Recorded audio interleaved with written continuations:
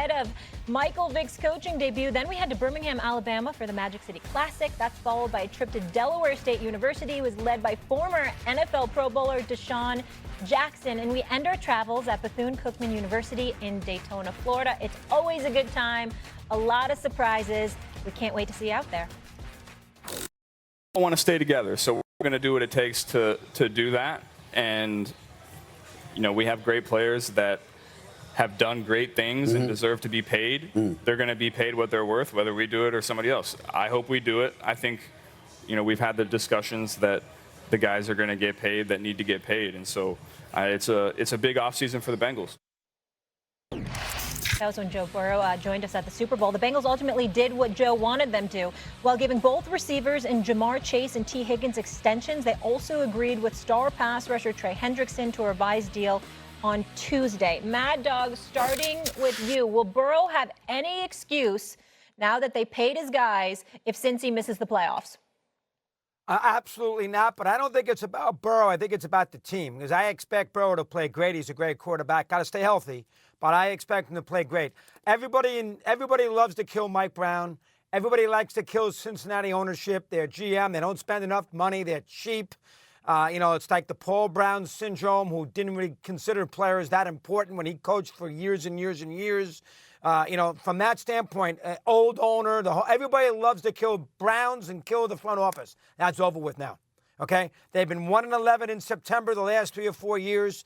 That team needs to go out there. I don't care about their defense. We lost our defensive coordinator. No excuses. Cincinnati this year has to have a big season. They got to win 11 games. They don't win the division. I can live with that. As long as they make the playoffs, they'd be very dangerous. The excuses are over. You can't blame it on anybody but the players. They wanted this. Chase wanted his money. Higgins wanted his money. Hendrickson made a big deal after he got negotiated 2 or 3 times, wanted his money. Now he got his money. Win games. It's all on the players. If they stink, they're going to get pounded. And I'm going to do the pounding on this show. It's all on them. That's the number one thing. S.A.? Doggie's right, but not totally, which is always the case with Doggie. It's on Burrow, and I'm going to tell you why it's on Burrow. Let's throw out these numbers here. Highest completion percentage in NFL history, minimum of 2,500 pass attempts, 4th highest passer rating in league history under the same criteria. Last year alone, number 1 in passing yards with nearly 5,000, number 1 in touchdown passes with 43, 3rd in QBR, 3rd in passer rating, 3rd in complete, and 4th in completion percentage.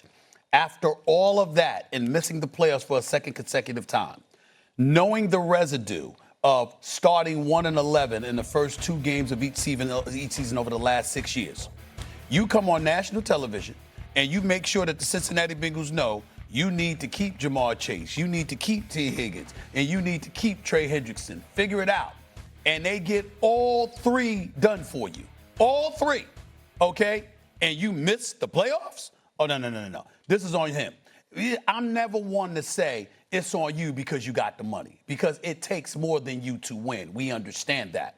But when they do everything you asked, okay, and you have your requisite weapons, and had you not started out 0-2, 0-3 for for the majority of the 6 years, that you would have made the playoffs, essentially what you're saying is, you know what, win 2 of the first 3 games of the regular season, and Cincinnati will be just fine. Because when you look at the numbers, Molly, 7-10-1 in the month of September. That's Burrow's record. 7-10-1, Doggy, in the month of September.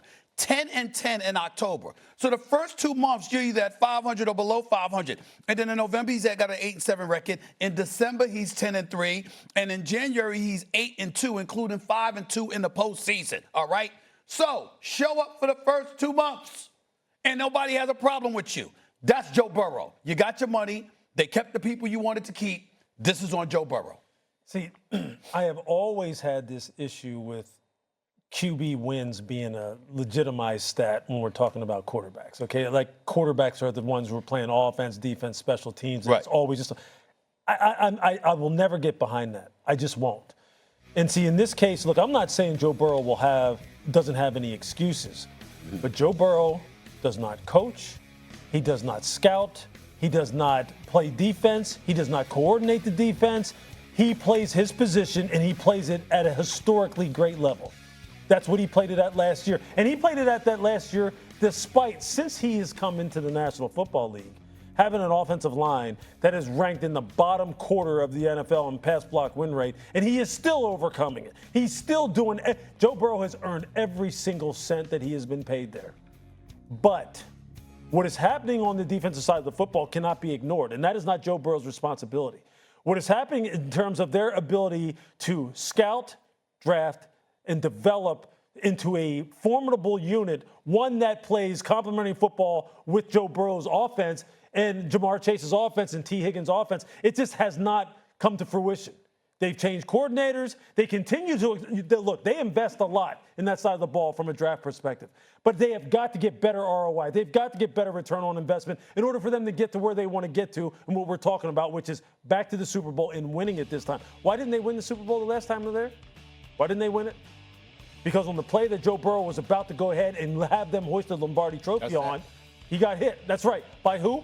By Aaron Donald. That's right. Exactly. So look, he's done, to me, I'm not offering him an excuse, but if they do not make the playoffs or are not a formidable Super Bowl contender, I'm not going to come on this show or any other show and sit there and go, Joe Burrow's got to do more. No. Joe Burrow's got to do more. That depends.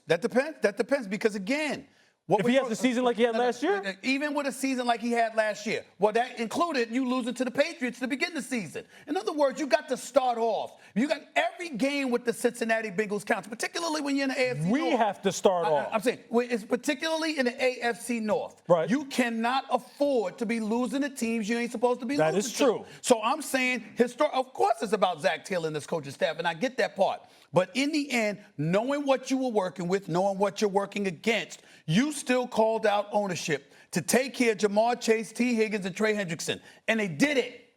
And all we're talking about is you winning 1 or 2 more games, and you'll be in the playoffs. That, again, if we're talking championship, you're absolutely right. Yeah. Joe Burrow himself can make sure you're going to get an additional game or 2. You finished 9-8 the last 2 seasons. You get another game. Stephen A., even with signing Trey Hendrickson, you've talked about that the Bengals defense is a liability. They're horrible. They're horrible. We understand that. But the point is this. There's nowhere to go but up because you can't get worse. Can't get worse than what they were last year. And by the way, this preseason, when we saw them this preseason, I think those players should be ashamed to have their names on the back of the jersey. They should be hiding. You shouldn't even want anybody to know you play defense for the Cincinnati Bengals until you can prove that you belong. So we get that part. But still in all, these brothers put up points in buckets. Now you got to continue to do that. There can be no drop-off. All I'm saying is there could be no drop-off. And you got to win a couple of those first 3 games of the season. Look, I have 100% confidence that Joe Burrow will uphold his end of the bargain.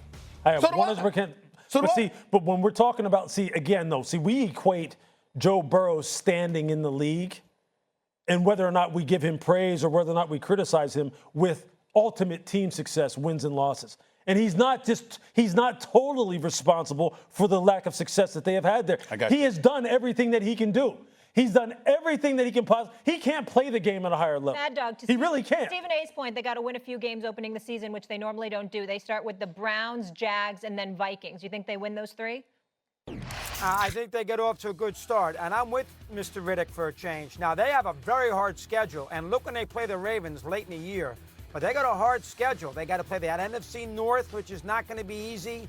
That division is very tricky. They're at Buffalo. I mean, they got a hard schedule. But I'm with Lewis. I think that Burrow's going to play well. I mean, Stevie, going to blame him for losing to the Patriots now. How about Zach Taylor? Let's give him a little abuse, the head coach. I've been giving him abuse. I call for an investigation into the man. What are you doing in the offseason, in the preseason? They can't win in September. I brought that up. How many times you want me to say it? No, I agree, but you're saying it's on Burrow. Well, Burrow plays one and lose 41-38. You can't kill him. He scores 40 points a game, Steve. It's not his fault. Last year, they lost the season opener to the New England Patriots 16-10. To 10. I played badly. Come on, y'all. I'll give you that. But they also lost 2 games to the Ravens when they scored 40-something points. That's not his fault. They lost in overtime 41-38, and they lost another close game. That's not his fault. It's also part of injuries because Joe Burrow's had a myriad of injuries. Yeah, I don't know if the slow starts are because of injuries. I think, look, because of the way teams conduct training camps and because of how practice time has been whittled down year after year after year by the CBA, and guys aren't getting a whole lot of 11 on 11 exposure in a real game setting, which I get it. Look, teams want to look. It's a long season now. You don't want to subject your players to injury risk.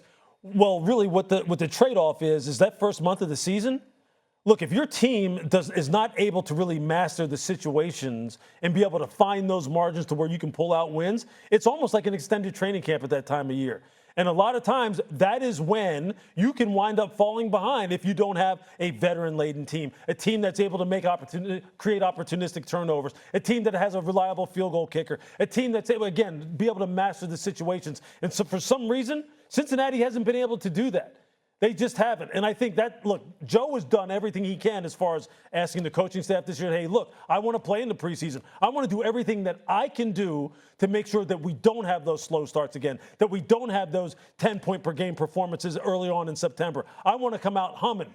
And it looks like they're going to be good to go on that side of the ball. What I'm saying, though, is this. Joe's never going to look for excuses. He's never going to, offer up any kind of excuse in terms of his performance. But the defense has to hold up their end of the bargain. And if they do come out of the gate slow, and as Doggie's saying, they are averaging 28, 32, 35 points a game, it's not him. It just isn't, because it's a team game. And we like to make this about a quarterback league. It is a quarterback league, but it's a team game. Okay. Stephen, Before we real get quick, we got to go to commercial. 16-10 loss to open the season to the New England Patriots. Mm-hmm. The second loss of the season against the Kansas City Chiefs. Patrick Mahomes only threw for 151 yards. They lost 26-25. He wasn't awful, but he wasn't what he was as the season progressed. Mm-hmm. And then they lost to 38-33 to the Washington Commanders. They started out the season 1-4.